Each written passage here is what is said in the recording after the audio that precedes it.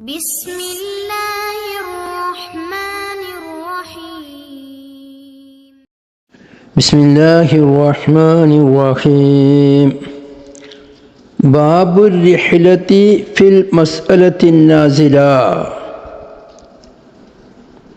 ബഹുമാനപ്പെട്ട ഇമാം ബുഖാരി റളിയല്ലാഹു അൻഹു തൊട്ട് മുമ്പത്തെ ബാബിൽ ഇൽമിനെ പഠിക്കാനും പഠിപ്പിക്കാനും പ്രേരണ നൽകണം എന്ന് പറഞ്ഞപ്പോൾ അതുമായി ബന്ധപ്പെട്ട ചർച്ച നടത്തിയപ്പോൾ ഇമാം ബുഖാരി ആ പ്രേരണ ഒരു ആവേശം മനസ്സിൽ കടന്നുകൂടിയാൽ പിന്നെ അവർ ഇൽമ് സമ്പാദിക്കാൻ വേണ്ടി ഏത് ത്യാഗവും സഹിക്കും, പിന്നെ അതിൽ നിന്ന് അവർ പിന്മാറൂല എന്ന വിഷയമാണ് ഇവിടെ സൂചിപ്പിക്കുന്നത്. വളരെ ശ്രദ്ധിക്കേണ്ട കാര്യമാണ്. രക്ഷിതാക്കൾ, അധ്യാപകന്മാർ, സഹപാഠികൾ, കാരണവന്മാർ എല്ലാവരും ശ്രദ്ധിക്കേണ്ട വിഷയമാണ് ഇമാം ബുഖാരി ഉണർത്തുന്നത് ഈ ബാബുകളിൽ. മുതഅല്ലിമീങ്ങൾക്ക് പഠിക്കാനും ഉസ്താദന്മാർക്ക് പഠിപ്പിക്കാനുമുള്ള ആവേശം പകരണം, പ്രചോദനം നൽകണം. അത് വാക്കാലാവാം, പ്രവൃത്തിയാലാവാം, സമ്പത്ത് കൊണ്ടാവാം, പല നിലക്കുമാവാം. അങ്ങനെ ആ ഒരു വിഷയത്തിൽ അവർക്ക് ലഹരി വരണം. ആ ലഹരി വന്നു കഴിഞ്ഞാൽ പിന്നെ അവർ എത്ര ഗതികെട്ട മസലകളാണെങ്കിലും അത് പഠിക്കാൻ വേണ്ടി എത്ര ബുദ്ധിമുട്ട് സഹിച്ചും അവർ അതിന് വേണ്ടി ത്യാഗം സഹിക്കും. അവർ അതിന് വേണ്ടി എല്ലാവിധ തയ്യാറെടുപ്പും നടത്തും. അത് സമ്പാദിച്ച്, ആ വിജ്ഞാനം സമ്പാദിച്ച് അവർ ഒതുങ്ങൂ, അവർ അടങ്ങൂ എന്ന് സൂചിപ്പിക്കാനാണ് ഇമാം ബുഖാരി ബാബിട്ടിട്ടുള്ളത്. അതാ ബാബുർ റിഹ്ല, യാത്ര ചെയ്യുക. ആണുങ്ങൾ യാത്ര ചെയ്യുന്ന റിഹ്ലത്ത്, ഒട്ടകത്തിൻ്റെ പുറത്ത് യാത്ര ചെയ്യുക. ഉദ്ദേശം വെറും യാത്ര. എവിടെ? ഫിൽ മസ്അലത്തിൻ നാസില, പ്രത്യേകമായി ഉണ്ടായതായ ഒരു മസലയിൽ, ഒരു സംഭവത്തിൽ, പ്രത്യേകമായി ഇറങ്ങിയതായ ഒരു സംഭവം. ആ സംഭവത്തിൻ്റെ മസല എന്ത്, അതിലുള്ള ഇഹ്തിയാത്ത് എന്ത് എന്ന് അറിയാൻ വേണ്ടി വിദൂര ദേശത്തേക്ക് യാത്ര പോവുക, അത് സ്വീകരിക്കുന്ന വാബാണ്. ആ യാത്ര പോലെപ്പോഴാണ്ടാകുക?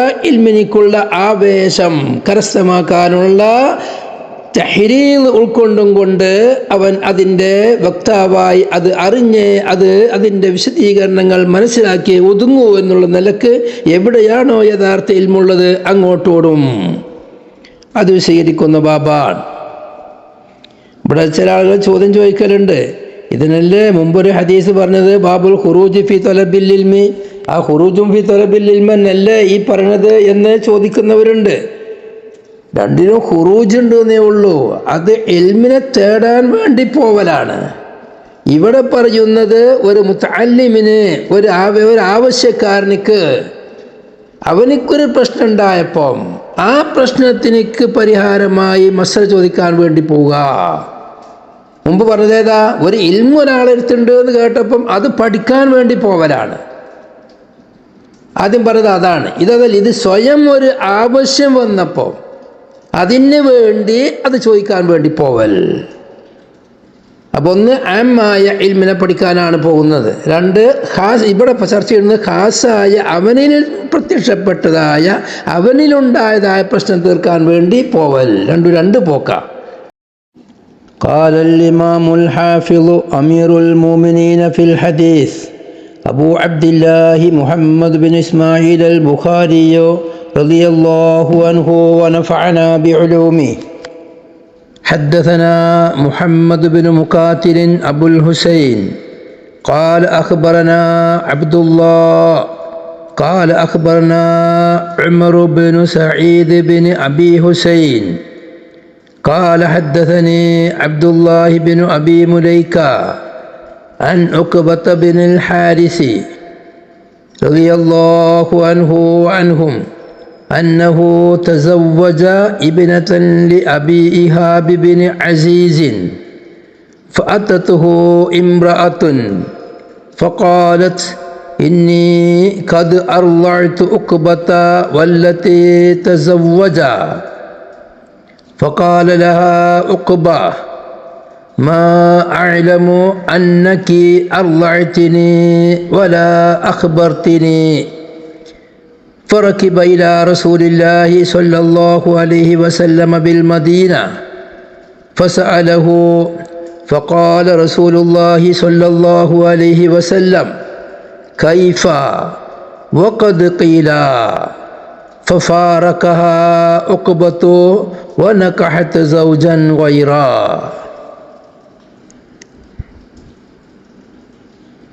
ഇമാം ബുഖാരി 6 സ്ഥലത്ത് ഉദ്ധരിച്ച ഒരു ഹദീസാണിത്.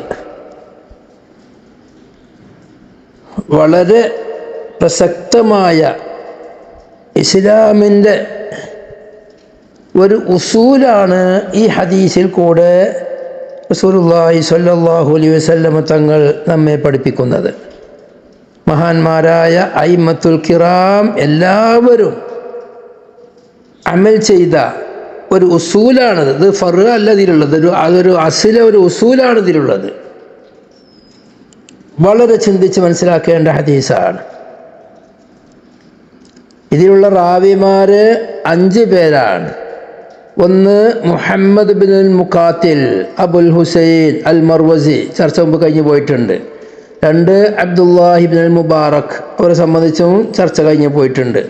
3-ാമത് Umar bin Said bin Abi Husain an Naufali al Makki എന്ന് പറയുന്നവരാണ്.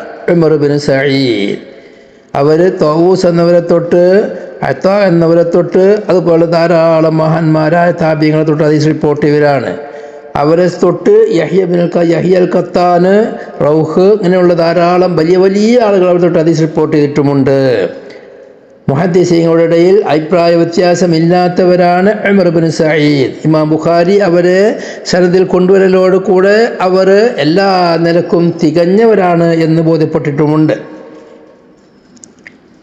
ധാരാളം മഹാന്മാർ, ഇമാം ബുഖാരി, അബൂ ദാവൂദ്, ഇങ്ങനെയുള്ള മഹാന്മാർ എല്ലാവരും അവർ തൊട്ട് ഹദീസ് റിപ്പോർട്ട് ചെയ്തിട്ടുണ്ട്. ആവശ്യത്തിൻ്റെ മുഹദ്ദിസീങ്ങളൊക്കെ റിപ്പോർട്ട് ചെയ്തിട്ടുണ്ട്. ഇവര് അബ്ദുല്ലാഹിബിൻ അബ്ദുറഹ്മാൻ അബി ഹുസൈൻ എന്നവരുടെ എളാപ്പാൻ്റെ മകനാണ്.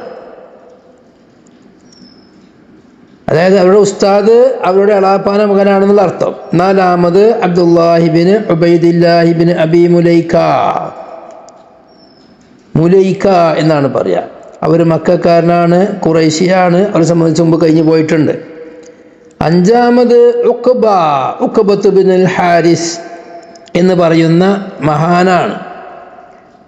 ഉഖബത്ത് bin al Haris bin Amir bin Adi bin Naufal bin Abdi Manaf al Qurashi al Makki, ഖുറൈശിയാണ്, മക്കിയാണ്.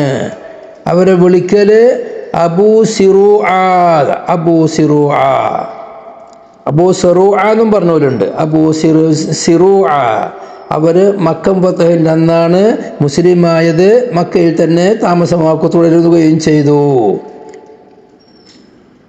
ഈ ഉഖബ എന്ന് പറയുന്ന മഹാൻ ഇസ്ലാമിൻ്റെ ആദ്യകാലത്ത് പല സ്വഹാബികളെയും മാതിരി തന്നെ വലിയ ഇസ്ലാം വിരുദ്ധനായിരുന്നു റളിയല്ലാഹു അൻഹു. അവർ ആണ് ബഹുമാനപ്പെട്ട ഖുബൈബ് റളിയല്ലാഹു അൻഹുവിനെ വാങ്ങി മക്കയിൽ വെച്ച് തന്നീമിൽ കൊണ്ടുപോയി കൊന്നത്. ഖുബൈബ് ബിൻ അദി റളിയല്ലാഹു അൻഹു അൽ അൻസാരി. ചരിത്രം വളരെ വിശാലമായ ചരിത്രമാണ്. ബിർ മഊന സംഭവത്തിൽ വെച്ച് നബി സല്ലല്ലാഹു അലൈഹി വസല്ലമ തങ്ങൾ അയച്ച സ്വഹാബികൾ മുഴുവനും 3 ആളെ ഒഴിച്ച് ബാക്കിയുള്ളവരെ അവർ കൊന്നു. ഖുബൈബ് അടക്കമുള്ള വേറെ 3 ആൾ അവർ പിടിച്ചു. ഖുബൈബിനെ ചന്തയിൽ വെച്ച് വിറ്റു. ആ ഖുബൈബിനെ പിന്നീട് മക്കക്കാർ വാങ്ങി. ആ വാങ്ങിയത് നമ്മുടെ ഈ റാവിയായ മഹാനായ ഉഖബത്ത് ബിൻ ഹാരിസ് റളിയല്ലാഹു അൻഹു ആണ്. അങ്ങനെ വിശാലമായ സംഭവമാണ് അത്. ബുഖാരിയിൽ തന്നെ 4-ൽ കൂടുതൽ സ്ഥലത്ത് ആ ഖുബൈബ് റളിയല്ലാഹു അൻഹുവിൻ്റെ ഹദീസ് വരാൻ പോകുന്നുണ്ട്. ഖുബൈബ് റളിയല്ലാഹു അൻഹുവിനെ മക്കയിൽ വെച്ചുള്ള ആ മരണം, ആ കൊല, കഴുമരത്തിൽ കയറ്റി തൂക്കിക്കൊല്ലൽ, ആ തൂക്കിലേറ്റുന്ന ആ സംഭവത്തോട് കൂടെ തന്നെ മക്കയിൽ ഇസ്ലാം വ്യാപിച്ചിരുന്നു എന്നാണ്. ഖുബൈബിനോട് അവർ ചോദിച്ചല്ലോ, നിങ്ങൾ ഈ നിൽക്കുന്ന ഒരു അവസ്ഥ, നീ ഈ നിൽക്കുന്ന ഒരു അവസ്ഥ നിന്റെ നേതാവായ മുഹമ്മദിനിക്ക് ലഭിക്കലിനെ നീ ഇഷ്ടപ്പെടുന്നോ? എന്താ മറുപടി പറഞ്ഞത്? ഈ അവസ്ഥയല്ല, മുഹമ്മദ് ഇപ്പോഴുള്ള മദീനയിൽ അൻസാറുകളുടെയും മുഹാജികളുടെയും ഇടയിൽ വളരെ സുരക്ഷിതനായി നിൽക്കുന്ന ആ അവസരത്തിൽ ഒരു മുള്ളു പോലും തറക്കൽ എനിക്കിഷ്ടമില്ല, ഞാൻ ഇഷ്ടപ്പെടുന്നില്ല. ഉഖബത്ത് ബിൻ ഹാരിസിൻ്റെ മകനാണ്. ആൺകുട്ടിയാണെന്ന് പറയുന്നു, പെൺകുട്ടിയാണെന്നും പറയുന്നുണ്ട്. ഖുബൈബ് റളിയല്ലാഹുവിൻ്റെ അടുക്കലേക്ക് ബന്ദിയാക്കി കൊടുത്ത് ചെന്നത്. എല്ലാവരും ഭയപ്പെട്ടു. ഖുബൈബിൻ്റെ അടുത്ത് അവിടുന്ന് കത്തി, കൊല്ലുന്നതിൻ്റെ തലേ ദിവസമാണ്, ഒരു കത്തി വാങ്ങി അവർ കളയേണ്ട രോമങ്ങൾ കളയാൻ വേണ്ടി വാങ്ങി ആ കത്തി കയ്യിലുള്ള സമയത്താണ് അവർ ചോദിച്ചത്, ഞാനിവനെ കൊല്ലുമെന്ന് നിങ്ങൾ പ്രതീക്ഷിക്കുന്നോ? അവർ പറഞ്ഞു, ഞങ്ങൾക്ക് പേടിയുണ്ട് എന്ന് വിളിച്ചു പറഞ്ഞു. ഇതൊന്നും ചെയ്യല്ലേ? അവർ പറഞ്ഞു, ഞാനത് ചെയ്യൂല. വളരെ വിശദമായ സംഭവമാണ്. ബുഖാരിയിൽ തന്നെ അത് വരുന്നുണ്ട്. ഈ ഖുബൈബ് റളിയല്ലാഹു അൻഹു ആണ് വഫാത്താകുന്ന സമയത്ത് ആദ്യമായി 2 റക്അത്ത് നിസ്കാരം പതിവാക്കിയത്. അവരോട് സമ്മതം ചോദിച്ചു, എന്താ അന്ത്യഭിലാഷം എന്താ ചോദിച്ചത്? പറഞ്ഞവരോട്, എന്താ എനിക്ക് 2 റക്അത്ത് നിസ്കരിക്കണം. നിസ്കാരം കഴിഞ്ഞിട്ടവരോട് എന്ത് പറഞ്ഞു? എനിക്ക് മരണം മടിയുണ്ട് എന്ന് നിങ്ങൾ പേടിയുണ്ട് എന്ന് നിങ്ങൾ ധരിക്കൂലായിരുന്നുവെങ്കിൽ ഞാൻ കൊണ്ടുവന്നിട്ട് നിസ്കരിക്കുമായിരുന്നു. പെട്ടെന്ന് നിസ്കരിച്ച് ഒഴിവാക്കിയത് എനിക്ക് മരണത്തിന് പേടിയില്ല എന്ന് നിങ്ങളെ ബോധ്യപ്പെടുത്താൻ വേണ്ടിയാണ്. മഹാനവർകൾ അവസാനമായി പാടിയ വിശാലമായ ബൈത്തുണ്ട്. لقد جمع الأحزاب حولي وألبوا قبائله واستجمعوا كل مجمعي وكلهم مبدي العداوات جاهدوا علي لأني في وثاقي بمضيعي وقد جمعوا أبناءهم ونساءهم وقربت من جذع طويل ممنعي إلى الله أشكو غربتي ثم كربتي وما أرشد الأحزاب لي عند مسرعي فذا العرش صبرني على ما يراد بي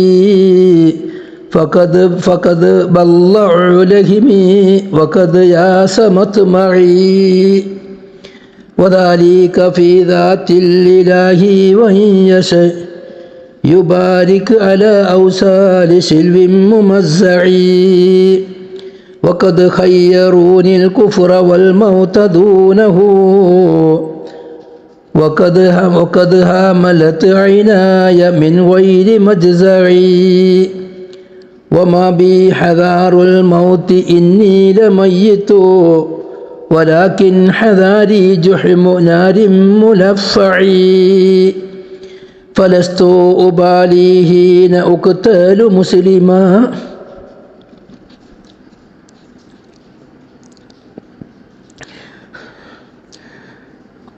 على أي ذنب كان في الله مسرعي ولست بمبذل للعدو تخشعا ولا جازعا إني إلى الله مرجعي. മഹാനവറുകൾ ധൈര്യസമേതം പാടിയ ബെയ്ത്താണത്. കഴുമരത്തിൽ കയറ്റിക്കൊണ്ടിരിക്കുന്ന സമയത്താണ് ആ പാടുന്നത്. ഫദൽ അർശി സ്വബ്ബിർനി അലാ മാ യുറാദു ബി. അർശിൻ്റെ അധിപനായ അല്ലാഹുവേ, എനിക്ക് നീ ക്ഷമട്ടുകൊണ്ടാ ഈ ശത്രുക്കൾ എന്നെ കൊണ്ട് ഉദ്ദേശിക്കുന്ന കാര്യത്തിൻ്റെ മേലിൽ. ഫഖദ് ബല്ലഉ ലഹ്മി വഖദ് യാസമത് മഈ. അവർ എൻ്റെ മാംസത്തെ തുണ്ടമായി മുറിച്ചിട്ടിരിക്കുന്നു. എൻ്റെ എല്ലാവിധ ആഗ്രഹങ്ങളും ഇവിടെ വെച്ച് അവസാനിക്കുകയും ചെയ്തിരിക്കുന്നു. ഇങ്ങനെയുള്ള ഈ ഘട്ടത്തിൽ പഠിച്ചവനെ എനിക്ക് ക്ഷമ കൊണ്ട് റബ്ബേ. وذلك في ذات الإله ويشاء يبارك على أوصال سلو ممزعي وقد خيروني الكفر والموت دونه وقد هاملت عيناي من غير مجزعي وما بي حذار الموت إني لميت ولكن هذاري جحم نار ملفعي. അവരുടെ ധീരതയാണ് അവർ പറയുന്നത്. മരണത്തെപ്പറ്റി എനിക്ക് യാതൊരു പേടിയുമില്ല, ഞാൻ മയ്യത്ത് തന്നെയാണ്, ഞാൻ മരിക്കണേൻ്റെ മുമ്പ് എന്നെ മരിച്ച ആളാണ്. ഇന്നീല മയ്യത്തു, ഞാൻ മയ്യത്ത് തന്നെയല്ല, എന്താ മരിച്ചാൽ എന്ത് ഭയപ്പെടണം. പക്ഷേ വലാകിൻ ഹദാരി ജുഹ്മു നാരിൻ മുലഫഹി, ആളിക്കത്തുന്ന നരകം എന്നിലേക്ക് മുന്നിട്ട് വരിക, അതേ എനിക്ക് പേടിയുള്ളൂ.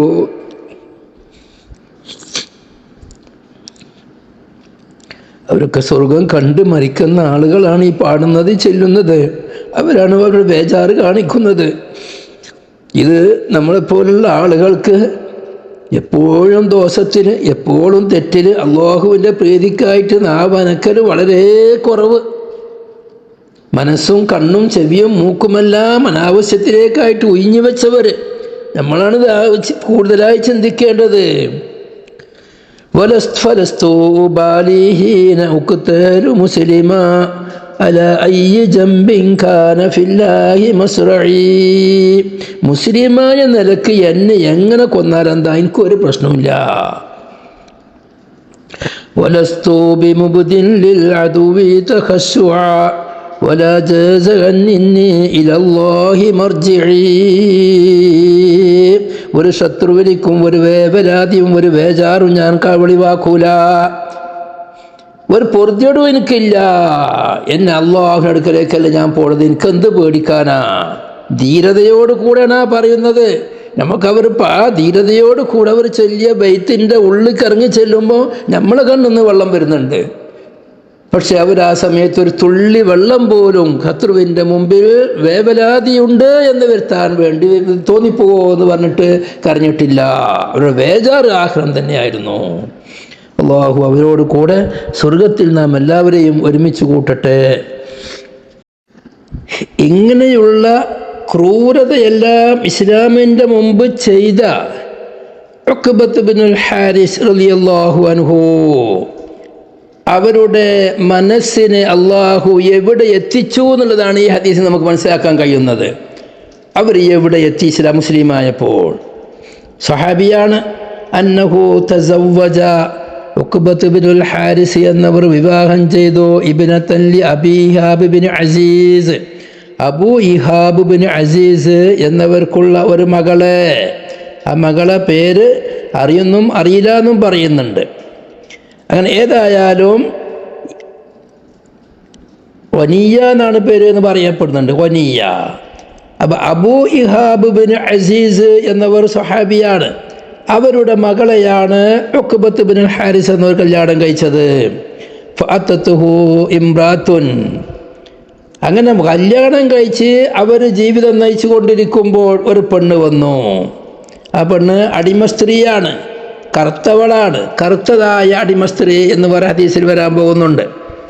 ഫഖാലത്ത്, എന്നിട്ട് ആ വന്ന പെണ്ണ് പറഞ്ഞു, ഇന്നി ഖദ് അർളഅതു ഉഖ്ബത വല്ലത്തി തസവ്വജ, തീർച്ചയായും ഞാൻ മുലപ്പാൽ നൽകിയിട്ടുണ്ട് ഉഖ്ബക്കും, ഉഖ്ബ കല്യാണം കഴിച്ച പെണ്ണിനിക്കും.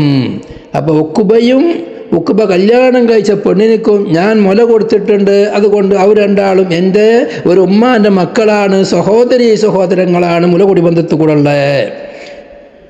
ഫഖാല ലഹ, അപ്പം ആ പെണ്ണിനോട് പറഞ്ഞു ഉഖ്ബ പറഞ്ഞു, മാ അഅലമു, എനിക്കറിയില്ല അന്നക്കി അർളഅ്തിനി, നീ എനിക്ക് മുല തന്നു എന്നുള്ള വിവരം ഞാൻ ഇതുവരെ അറിയില്ല. വലാ അഖ്ബർതിനി, നീ എന്നെ പലപ്പോഴും കാണുന്നതാണ്, നീ ഇതുവരെ എന്നോട് പറഞ്ഞിട്ടില്ല. ഉക്കുബക്കു ഏകദേശം പ്രായതിൻ്റെ ശേഷമാണ് ഈ കല്യാണം. ഒന്നാം കല്യാണം എന്നല്ല, അവസാനത്തെ കല്യാണങ്ങൾ പെട്ടതാണ്. അപ്പോൾ ഞാൻ ഇതുവരെ നിന്നെ കാണലുണ്ട്, നീ എന്നെയും കാണലുണ്ട്. ഇത്ര പ്രായമാകുന്നവരെ എനിക്കൊരു മുല തന്ന വർത്താനം പറഞ്ഞിട്ടില്ല. അങ്ങനെ ഈ മുല തന്നു എന്ന് എന്നോട് വേറെ ആരും പറഞ്ഞതായിട്ട് എനിക്ക് അറിവില്ലാത്ത സംഭവം തന്നെ ഉണ്ടായിട്ടില്ല എന്നുള്ളതാണ് ഈ കളവ് പറയാണ്. ഫറക്കിബ, അപ്പോൾ അവിടെ ഉക്കുബക്ക് ഉറപ്പുണ്ട്. ഷഹാദാത്തിൻ്റെ ബാബ് നോക്കിയാൽ കാണാം, ഒരു പെണ്ണ് മുല കൊടുത്ത പെണ്ണ് അടക്കം അവൾ സ്വന്തം സാക്ഷി നിന്നാൽ മതിയാവൂല, അടിമ സാക്ഷിക്ക് പറ്റൂല.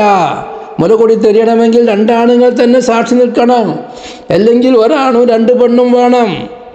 ഇങ്ങനെ സാക്ഷിക്ക് വേണ്ട ആളുകൾ വേണമെന്നുള്ളത് മഷൂറാണ്, അതൊരറിയാത്ത മസലല്ല. അപ്പം ഈ പെണ്ണ് വന്ന സാക്ഷ്യം വഹിച്ചത്, അവൾ പറഞ്ഞത് അത് മുഖവിലക്കെടുക്കേണ്ടതില്ല. എന്നാലും ബഹുമാനപ്പെട്ട ഉഖ്ബാ റളിയല്ലാഹു അൻഹു എവിടെ എത്തി? അവർ ഫറക്കിബ ഇലാ റസൂലില്ലാഹി സ്വല്ലല്ലാഹു അലൈഹി വസല്ലമ, നബി സ്വല്ലല്ലാഹു അലൈഹി വസല്ലമ തങ്ങളിലേക്ക് വണ്ടി കയറി. ബിൽ മദീന, നബി തങ്ങൾ തന്നെ മദീനയിലെ ആസ്ഥിതിയിൽ മക്കയിൽ നിന്നും മദീനയിലേക്ക് ഉഖ്ബാ റളിയല്ലാഹു അൻഹു യാത്ര കയറി. ഫസഅലഹു, മദീനയിൽ ചെന്ന് നബി തങ്ങളോട് ചോദിച്ചു. ഫഖാല റസൂലുള്ളാഹി സല്ലല്ലാഹു അലൈഹി വസല്ലമ, റസൂലുള്ളാഹി പറഞ്ഞു, കൈഫ വഖദ് ഖീല, കൈഫ, നീ എങ്ങനെ അവളെ നിന്റെ ഭാര്യയാക്കി വെക്കും? വഖദ് ഖീല, നിങ്ങൾക്ക് കല്യാണം കഴിക്കാൻ പറ്റൂല എന്ന് പറയപ്പെട്ടില്ലേ, അതൊരു പറച്ചിലുണ്ടായില്ലേ, നീ എങ്ങനെ ഭാര്യയായി കൊണ്ടു നടക്കും എന്ന് റസൂലുള്ളാഹി ചോദിച്ചു. അവിടെ അതിന് മുമ്പ് കുറേ വിഷയമുണ്ട്. ഇത് ചുരുങ്ങിയ ഹദീസാണ്, മുഖ്തസറായ ഹദീസാണ്. വിശദമായിട്ട് മറ്റ് കിതാബ് ബുഖാരിയിൽ തന്നെ ഇനിയും വരാൻ പോകുന്നത് കുറച്ചുകൂടി മുത്തവലായിട്ട് മറ്റ് ഹദീസിൻ്റെ കിതാബുകളെല്ലാം പറയുന്നുണ്ട്. ഉഖ്ബാ റളിയല്ലാഹു അൻഹു നബി സല്ലല്ലാഹു അലൈഹി വസല്ലം തങ്ങളുടെ അടുക്കലേക്ക് വന്നു. നബി തങ്ങളോട് വിവരങ്ങൾ പറഞ്ഞു. ഇന്നഹാല കാദിബ, ഓള് പച്ച നുണയാണ് പറഞ്ഞത് നബിയെ എന്ന് പറഞ്ഞപ്പോൾ നബി തങ്ങൾ എന്ത് ചെയ്തു? ഫഅറദ, നബി തങ്ങൾ ആ ഭാഗം ശ്രദ്ധിച്ചില്ല. എന്തിനാ ഒരു കള്ളത്തി പെണ്ണിൻ്റെ വർത്താനം പെടുമെന്ന് പറയേണ്ട ആവശ്യം എന്തുണ്ട്? അതിന് വിലക്കെടുക്കേണ്ടതുണ്ട്. അതിലൊന്നും വരാൻ പോകുന്നില്ലല്ലോ, നിങ്ങൾ ഭാര്യ ഭർത്താക്കാനില്ല, ജീവിതം തുടർന്നോളി എന്ന് വരുത്താൻ വേണ്ടി റസൂലുള്ളാഹി ഇഗ്റാദ് ചെയ്തു.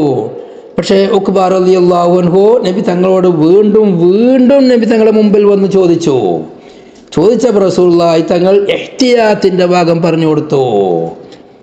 വേറെ ഹദീസിലുണ്ട് തൊല്ലിക്ക് ഹാന്നുണ്ട്, തൊലാഖല്ലിക്കാളാ, തൊലാഖെല്ലാം പറയല എപ്പോഴാ. വേറെ ഹദീസിലുണ്ട് ഫാരിക്ക് ഹാന്നുണ്ട്, വിട്ടുപിരിഞ്ഞാളോ, ഒഴിവാക്കി വിട്ടുപിരിഞ്ഞാളാ.